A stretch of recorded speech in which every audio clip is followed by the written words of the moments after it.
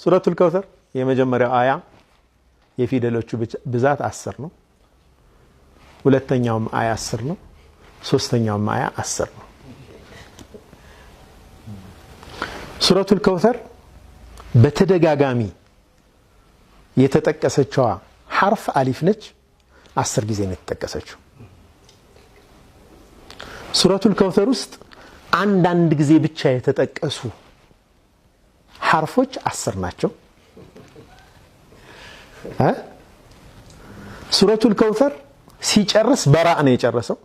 ኢና አዕጠይናከ አልከውሰር ራእ ነው። ፈሰሊ ሊረቢከ ወንሐር ለጌታህ ረድ።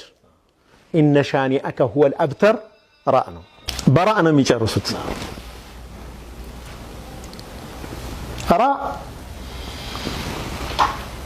በሑሩፍ አልሂጃእ ላይ 10ኛ ላይ እየቆጠርኩ ነበር። ወዲያ መቁጠር ጀመርኩኛ ራሴ። አሊፍ ባ ታ ታ ጅም ሐ ኻ ዳል ዛል ራ 10ኛ ላይ ነው የምትገኘው። ፈሰሊ ሊረቢከ ወንሐር የውሙ ነሕር የሚታረድበት 10ኛው ዙልሒጃ ላይ። ይሄ ድንገት ነው እንዴ? በድንገት ሊሆን አይችልም። ይሄ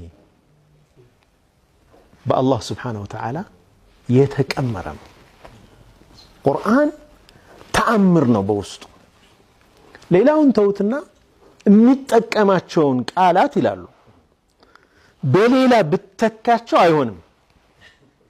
እያንዳንዱ ቃል ለዛች ቦታ ነው የተቀመጠው።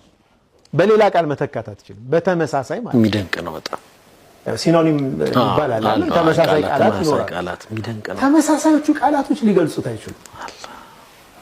አላሁ አላሁ አላሁ